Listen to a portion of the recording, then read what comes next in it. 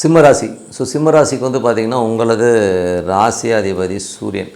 சூரியன் வந்து 5ல் இருக்கார். அதுவும் வந்து உங்களுக்கு 16ஆம் தேதி வரை வந்து 5ல் இருக்கும்போது அவர் அதுக்கப்புறம் 6க்கு போயிடுவார். இதனால் என்ன மாதிரி விஷயங்கள் நடக்கும் அப்படின்னும்போது 15ஆம் தேதி வரை ஆன்மீகம் சம்மந்தமான விஷயங்கள் ரொம்ப நாட்டமாக இருப்பீங்க. அதுக்கப்புறம் வேலை விஷயங்கள் ரொம்ப மும்மரமாக இருப்பீங்க. கேட்ட இடத்துல கடன் கிடைக்கிறது, இந்த மாதிரி விஷயங்களும் ரொம்ப அற்புதமாக இருக்குங்க. அதுக்கப்புறம் பார்க்கும்போது உங்களுக்கு 2 11ஆம் அதிபதியான புதனும் பார்த்திங்கன்னா உங்களுக்கு வந்து 5ல் இருக்கும்போது நல்ல ஆன்மீக சுற்றுலா, நல்ல சந்தோஷங்கள், குதூகலங்கள் அற்புதமாக இருக்கும். ஏதாச்சும் கலைத்துறையில் இருக்கிறவங்க வந்து ஒரு பெரிய வாய்ப்பு கிடைக்கிறதுக்கான வாய்ப்பும் அற்புதமாக இருக்குங்க. அதுக்கப்புறம் பார்க்கும்போது உங்களுடைய 3ஆம் அதிபதி 3 மற்றும் 10ஆம் அதிபதியான சுக்கிரன்.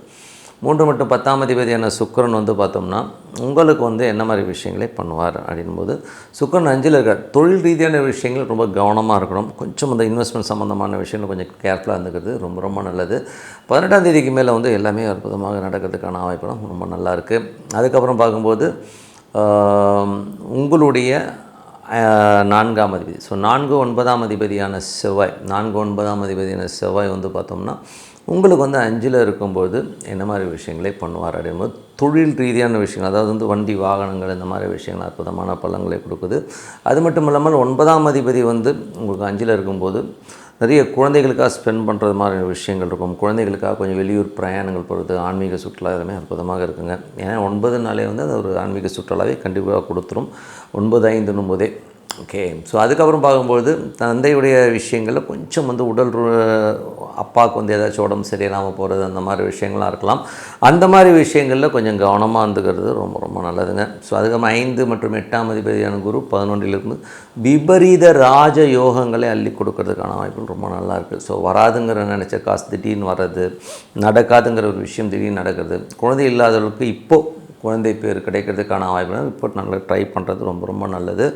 ஏன்னா குரு வக்கரமாக இருக்கணும், ரிசல்ட்ஸ் கொஞ்சம் டிலேடாக இருக்கலாம், பட் ஆனால் அற்புதமாக ஒர்க் ஆகிறதுக்கான வாய்ப்பு ரொம்ப நல்லா இருக்குது.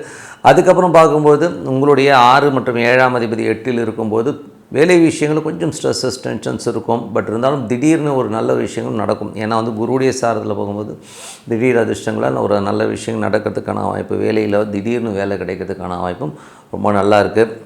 அதுக்கப்புறம் பார்க்கும்போது 7ஆம் அதிபதி 7ஆம் அதிபதினு பார்த்திங்கன்னா 8ல் இருக்கும்போது கொஞ்சம் வாக்குவாதங்களை கம்மி பண்ணிக்கிறது ரொம்ப ரொம்ப நல்லது கணவன் மனைவிக்கு நடுவில். அதுக்கப்புறம் பார்க்கும்போது 9ஆம் அதிபதியான செவ்வாய் 9ஆம் அதிபதியான செவ்வாய் வந்து உங்களுக்கு 5ல் இருக்கும்போது நிறைய சுற்றுலா பிரயாணங்கள் பண்ணுறதுக்கான வாய்ப்பு எல்லாமே ரொம்ப அற்புதமாக இருக்குங்க.